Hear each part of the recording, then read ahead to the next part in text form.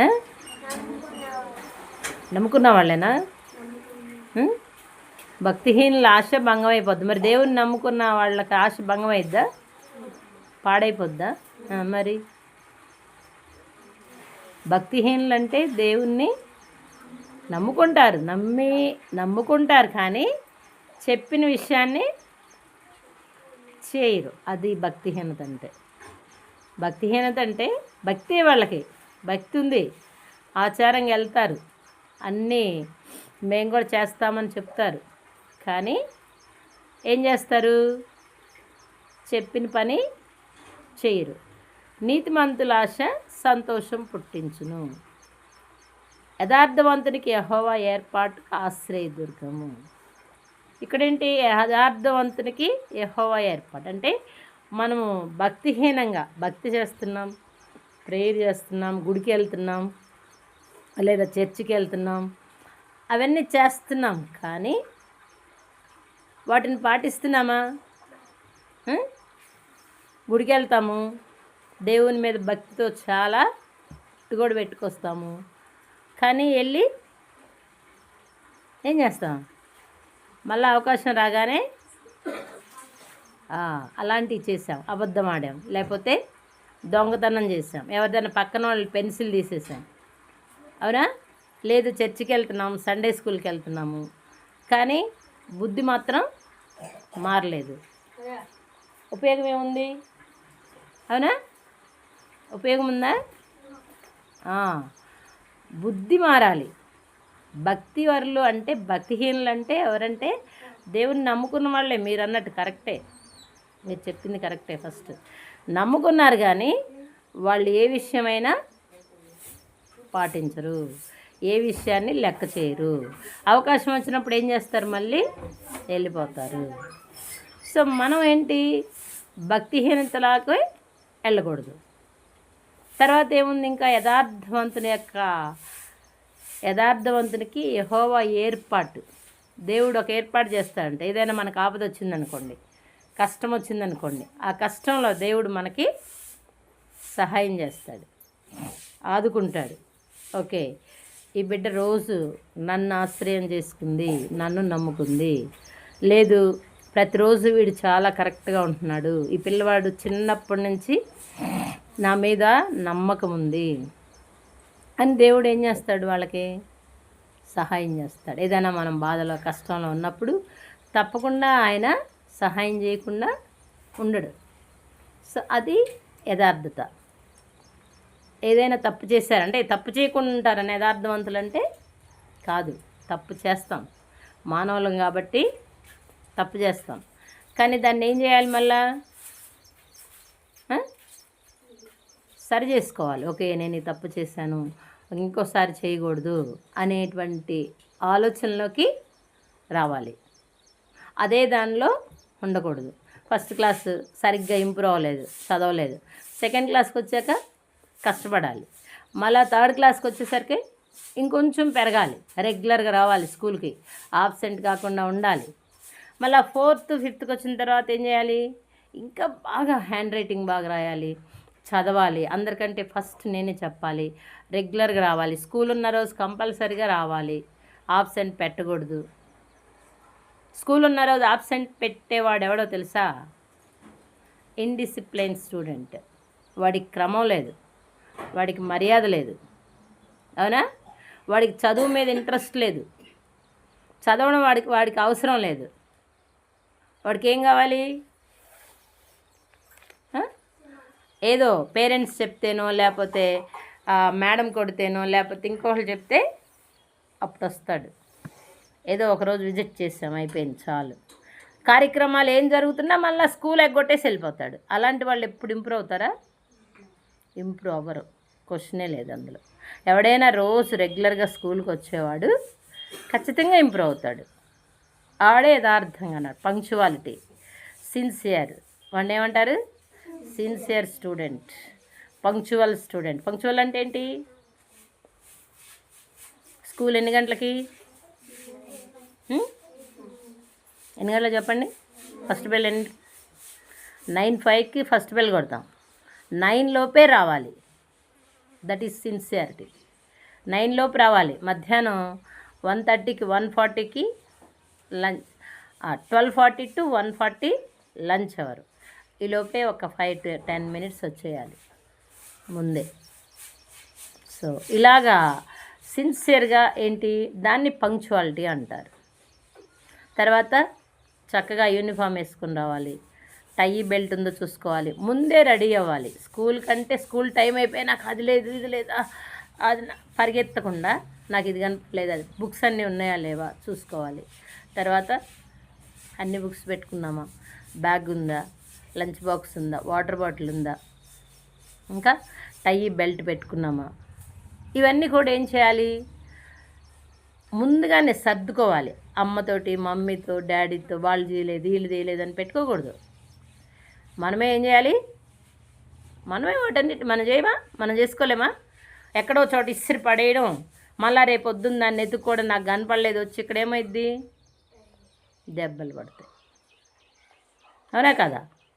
So అవన్నీ కూడా మనం చేసుకుంటే దాన్ని సిన్సియారిటీ అంటారు. పంక్చువాలిటీ అంటే టైం టు టైం ఏదైనా. అంతేకాదు ఇంకో విషయం, ఈ క్వశ్చన్ ఇప్పుడు చెప్పాలి, ఈ ఎగ్జామ్స్ యూనిట్ టెస్ట్ FA1 జరుగుతుంది, FA2 జరుగుతుంది, ఆ టైంకి ఏం చేయాలి, అన్నీ చేసేయాలి, చదవాలి, అప్పచెప్పాలి, రాయాలి చూడకుండా. సో ఇదంతా కూడా ఏంటి సిన్సియారిటీ కింద వస్తుంది. వీడు బాగా చదవట్లేదు పద్దాకలు మళ్ళా టీచర్ చెప్పి ఇలా చేయకూడదు. మనం కరెక్ట్గా చేయాలి, మన వర్క్ మనం కరెక్ట్గా చేయాలి. ఇప్పుడు నేను స్కూలు హెచ్ఎంను కాబట్టి నేను తర్వాత వచ్చాను అనుకోండి, మీకు స్కూల్ స్టార్ట్ అయిన తర్వాత ఎప్పుడు వెళ్ళినా పర్లేదు, నన్ను ఎవరేమంటారు అంటారు ఎవరైనా? ఎందుకు వస్తున్నాను మరి టైంకి చెప్పండి. మీకోసమా? మీకోసం కాదు, అదైతే కాదు, నా కోసమే నేను వస్తున్నా. ఎందుకు? నేను కరెక్ట్గా ఉంటే నేను నేర్చుకున్నాను అది చిన్నప్పటి నుంచి. ఫస్ట్ స్కూల్కి రెగ్యులర్గా వెళ్ళేదాన్ని, తర్వాత కాలేజీ కూడా రెగ్యులర్గా వెళ్ళేదాన్ని. గవర్నమెంట్ స్కూల్స్ కాలేజీల్లో చాలామంది ఎగ్గొట్టేవాళ్ళు, ఇప్పుడు కూడా చూస్తున్నారుగా మీరు. ఈరోజు వెళ్ళకపోతే ఏమైద్దిలని, కానీ నెవర్, ఎప్పుడు నేను అలాగ వెళ్ళాల, రోజు వెళ్ళేదాన్ని కష్టపడి. మీకన్నా ఇప్పుడు బ్యాగులు వేసుకొని వెళ్తున్నారు, మేము అట్ట మీద ప్యాడ్ మీద పెట్టుకొని బుక్స్ ఇలా పట్టుకొని వెళ్ళాలి, జామెంట్రీ బాక్స్ అది ఇది ఇలా. లేకపోతే గర్ల్స్ అయితే ఇలా పెట్టుకుంటారు చూడండి, ఇలా పెట్టుకుంటారు బుక్స్ అన్నీ అట్ట మీద పెట్టుకొని ప్యాడ్ మీద అలా పెట్టుకొని వెళ్ళాలి. మీకు బ్యాగులు ఉన్నాయి ఇప్పుడు మంచిగా, అలాంటివి ఏం లేవు. ఎక్కడన్నా జారి పడిపోతే మొత్తం ఏరుకోవాలి మళ్ళీ. సో అట్లా ఏంటంటే ఫస్ట్ నుంచి సిన్సియారిటీ అనేది మనకి ఆ హ్యాబిట్ మిమ్మల్ని ఎందుకు ఇంత కష్టపడి అంటే ఇంత స్ట్రిక్ట్గా ఎందుకు ఉంచుతున్నానంటే మీ హ్యాబిట్స్ మారాలి. మీరు పెద్దోళ్ళు అయ్యాక ప్రయోజకులు కావాలి. ఏదో స్కూల్కి వచ్చాము పోయాము, చదివితే చదివాములే పోతే పోయాములే అది కాదు. నా స్కూల్లో చదివిన ప్రతివాడు ఏమవ్వాలి, ప్రయోజకుడు కావాలి, వాడి భవిష్యత్తు బాగుండాలి. అందుకే ప్రతిరోజు ప్రేయర్ చేసేది, ప్రతిరోజు ఈ విషయాలన్నీ చెప్పేది. అందుకే అర్థమైందే. ఈ బైబిల్ చదివిన వాళ్ళు చాలామంది సైంటిస్టులు చూడండి, ఈ బైబిల్ చదివిన ప్రతి ఒక్కళ్ళు పెద్ద పెద్ద సైంటిస్టులు అయ్యారు. సైంటిస్టులు అని చెప్పుకుంటున్నాం మనము, ప్రతి ఒక్కరేంటి ఈ బైబిల్ని చదివారు, ఇందులో మాటలనే అవలంబించారు. అందుకే మీకు చెప్తున్నాం, అదే ఇదేదో మతం మార్చడానికి లేకపోతే ఇంకేదో చేయడానికి మిమ్మల్ని ఏదో మార్చడానికి కానే కాదు, కేవలం మీరు మంచిగా ఉండాలి, ప్రయోజకులుగా ఉండాలి. తర్వాత రానున్న దినాలు మీరు పెద్దోళ్ళు అయ్యాక సమాజానికి, మీ కుటుంబానికి, మీ చుట్టుప్రక్కల వాళ్ళందరికీ ఉపయోగపడాలి. అలాగే మీ గురించి మంచిగా చెప్పుకోవాలి, అందరూ ఊర్లో మంచి సాక్ష్యం ఉండాలి. పలానా స్కూల్లో చదివాను, నేను బాగా నేర్చుకున్నాను.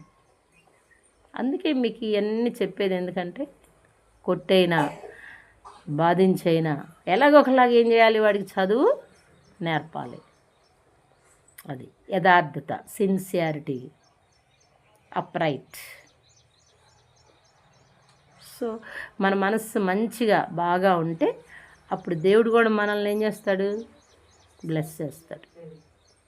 దేవుడు కూడా మనకి తోడ్పడతాడంట. మనం కరెక్ట్గా లేకుండా అబ్బా దేవుడు తప్పించవచ్చుగా అంటే అది కరెక్టా? దేవుడు చదివిచ్చేసేగా ఒక్కసారి వాడికి చదువు రాదనుకో, ఒక్కసారి వాడికి కుమ్మరిస్తే చదువుతాడా? ఉండదు. ఎవరమైనా కష్టపడి చదవాలి. అందుకే నర్సరీ, ఎల్కేజీ, యూకేజీ, ఒకసారి 10th క్లాస్ కట్టించవచ్చుగా మీరు, లేదా 5th క్లాస్ కట్టించవచ్చుగా. ఎవరైనా ఎలిజిబులా? కడతారు అట్లా? పొలం తీసుకెళ్ళే వాళ్ళని, ఆ చేనుకు పోయేవాడు అప్పుడు దాకుండి ఒక్కసారి స్కూల్కి వచ్చి 10th కట్టించామనుకోండి, ఏమవుతుంది వాడికి?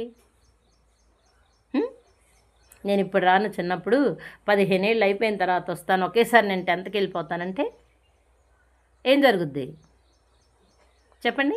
మీకు తెలుసు. మీరు ఎవరైనా అలా 10th కడతారా? చెప్పండి, కట్టిస్తా. మరి ఆ మాట చెప్పండి నో అని. ఎందుకంటే వాడు ఫస్ట్ ఎంత తోడైనా ఎల్కేజీ ఏబిసిడీలు నేర్చుకోవాల్సిందే, చదవడం రావాల్సిందే, వాళ్ళు నేర్చుకోవాల్సిందే. అవన్నీ వస్తేనే నీకు చదువు వస్తుంది, లేకపోతే రాదు. అందుకే ఏం చేస్తాం, ఎంత పెద్ద పిల్లలైనా మనం ఎల్కేజీ, యూకేజీ బుక్స్ ఇచ్చి చదివిస్తాం. ఆ పదాలు అవన్నీ వచ్చాక అప్పుడు మిమ్మల్ని క్లాస్ షిఫ్ట్ చేస్తాము అని. అందుకని మీరు, దేవుడు కూడా ఏం కోరుకుంటున్నాడు, చిన్నప్పటి నుంచి బాగా ఉంటే, భక్తిగా ఉంటే, పెద్ద అయిన తర్వాత వాళ్ళ జీవితాలని శ్రేష్టమైనదిగా చేస్తానన్నాడు. ఆ శ్రేష్టమైన జీవితం కావాలనుకుంటే ఎంతమందికి కావాలి? మరి చెయ్యట్లేదు ఎవరు. కావాలి. శ్రేష్టమైన జీవితం అంటే మీ దృష్టిలో ఏంది? పెద్ద బంగారం ఉండాలి, ఒక 20 జతల బట్టలు ఉండాలి, పెద్ద పెద్ద బిల్డింగ్లు ఉండాలి, ఆస్తి ఉండాలి కదా. Keep down. అంతేనా? అదేనా? కానే కాదు. ఆ ఆస్తులు, బిల్డింగ్లు అవన్నీ ఉంటే చెప్పాను నేను, ఒక్క నిమిషంలో పోతాయి అవి, దేవుడు కరుణించకపోతే. అవి శాశ్వతం కాదు. మంచి చేయాలి, ఇతరులకు మంచి చేయాలి, మనం మంచిగా ఉండాలి, మన పేరు మనం చనిపోయాక కూడా చెప్పుకోవాలి. అది మంచితనం, అది బ్లెస్సింగ్. సో అవన్నీ సిన్సియర్గా ఉన్నప్పుడే దేవుడు మనకి సహాయం చేస్తాడు.